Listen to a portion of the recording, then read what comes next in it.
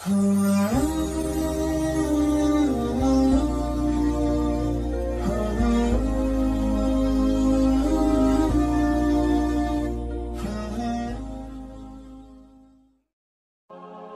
Islamic videos کے لیے ہمارے چینل حقیقت اسلام کو سبسکرائب کریں۔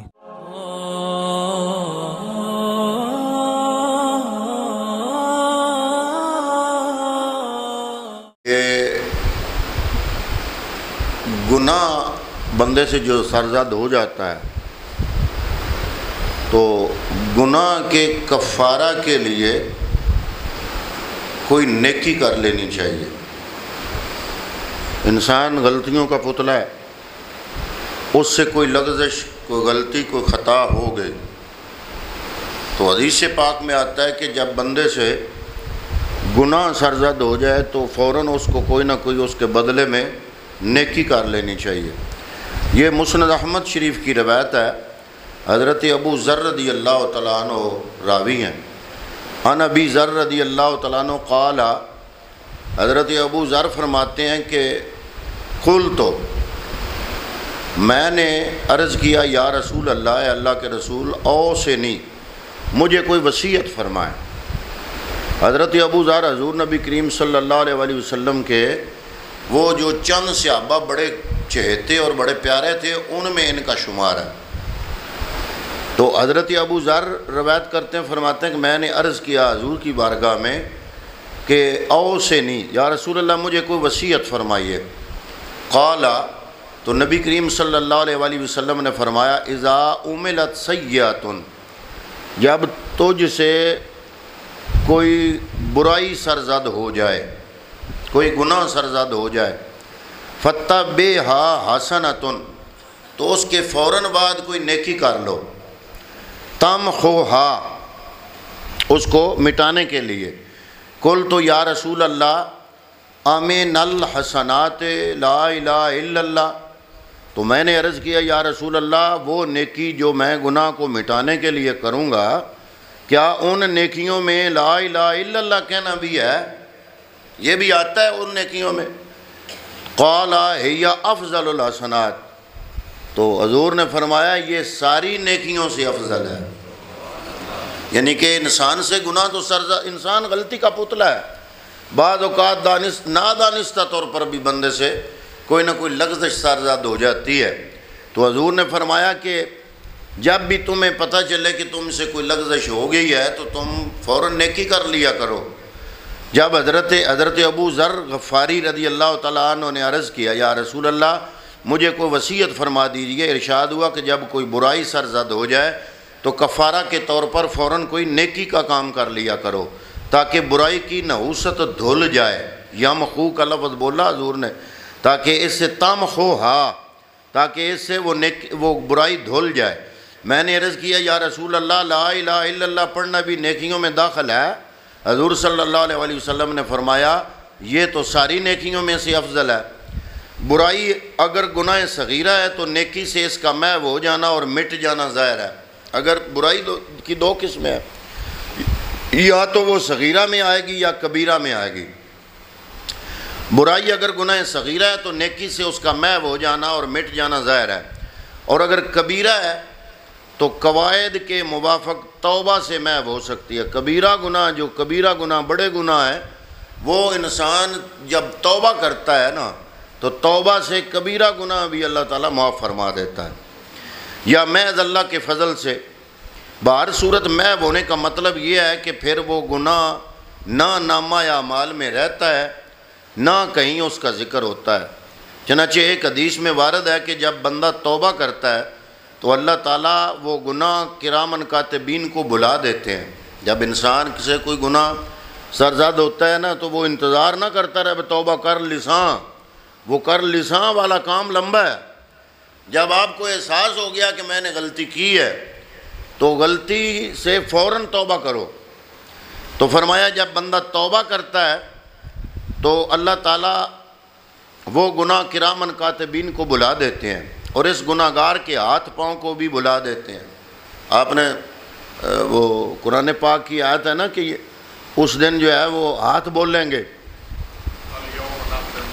ہاں جی، کہ ہم جو ہے نا وہ زبانوں پہ جو ہے وہ مور لگا دیں گے، نختم علی افواہہم وتکلمنا ایدیہم، اور جو ہاتھ ہیں وہ بولیں گے، اعضاء بولیں گے، تو اللہ تعالیٰ کرامن کاتبین کو بلا دیتے ہیں اور اس گناہگار کے ہاتھ پاؤں کو بھی بلا دیتے ہیں، اور زمین کے اس حصے کو جس پر وہ گناہ کیا گیا ہے، حتیٰ کہ کوئی بھی اس گناہ کی گواہی دینے والا نہیں رہتا۔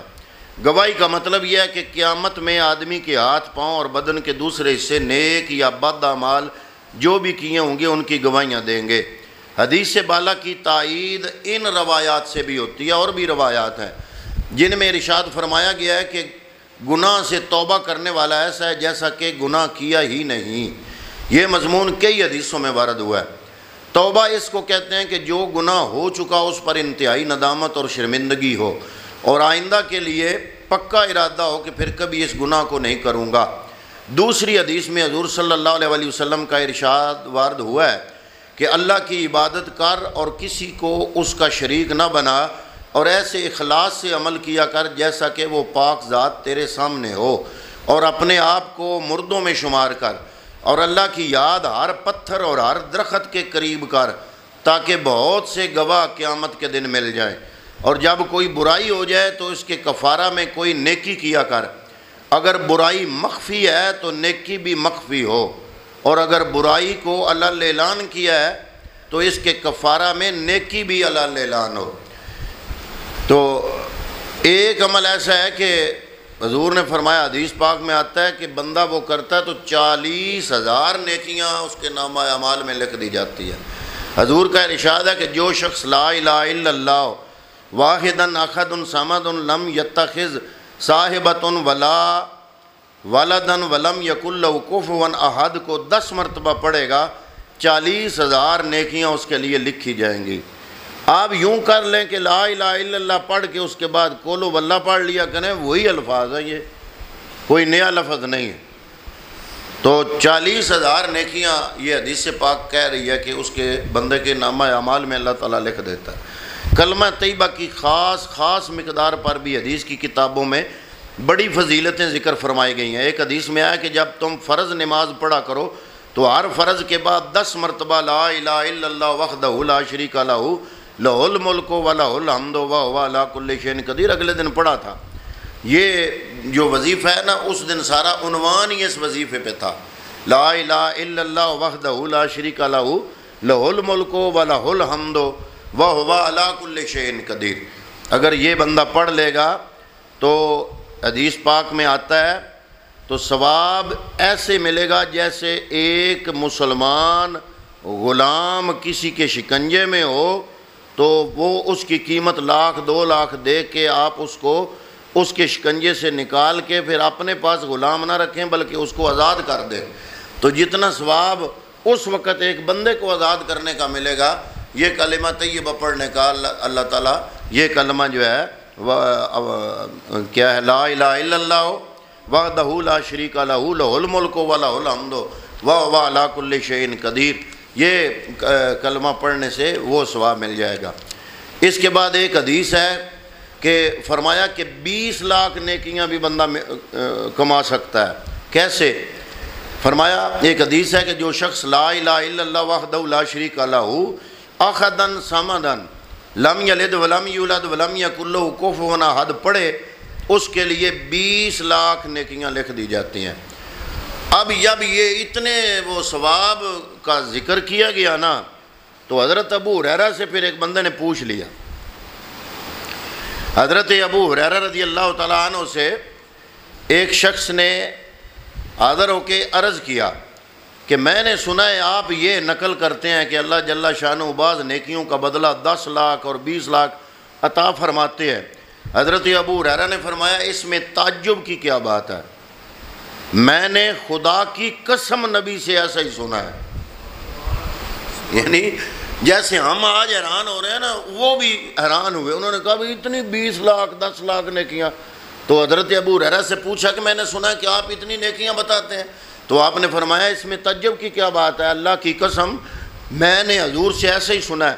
اور دوسری حدیث آپ نے فرمایا دوسری حدیث میں ہے کہ میں نے حضور صلی اللہ علیہ وسلم سے سنا کہ بعض نیکیوں کا ثواب 20 لاکھ تک ملتا ہے۔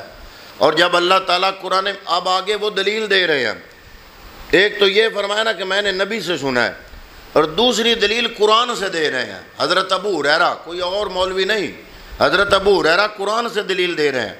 وہ آپ نے فرمایا جب اللہ تعالیٰ قرآن میں ارشاد فرما دے کہ یضاعفھا ویؤتی من لدنہ اجرا عظیما، اب یضاعفھا کا معنی ہے کئی گنا اضافہ کرنا۔ یضاعفھا یہ قرآن میں ہے، یضاعفھا ویؤتی من لدنہ اجرا عظیما، تو فرمایا اس کے ثواب کو جب بڑھاتے ہیں اللہ تعالیٰ اور اپنے پاس سے بہت سا اجر دیتے ہیں، تو جس چیز کو اللہ تعالیٰ اجر عظیم فرمائے من لدنہ اجرا عظیما، اللہ تعالیٰ جس کے اجر کو اجر عظیم فرمائے اس کی مقدار کا اندازہ پھر کون لگا سکتا ہے۔ تو پتہ چلا کہ جب بھی ہم سے کوئی لغزش، کوئی غلطی، کوئی گناہ سرزد ہو جائے تو آپ کوئی نیکی کر لیں، کوئی اور نیکی 2 رکعت نفل نہیں پڑھ سکتے، نماز تسبیح کے لیے ٹائم نہیں ہے، تو آپ یہ کلمات پڑھ لیں، تو اس کے بدلے میں بھی اتنی نیکیاں آپ کے نامہ اعمال میں آ جائیں گی۔ تو وہ جو گناہ کی نحوست بندے پہ چھاتی ہے، کم از کم اس نحوست سے بندہ محفوظ ہو جائے گا۔ تو دعا ہے کہ اللہ رب العالمین ہمیں عمل کی توفیق عطا فرمائے۔ وما علیہ الا البلاغ المبین۔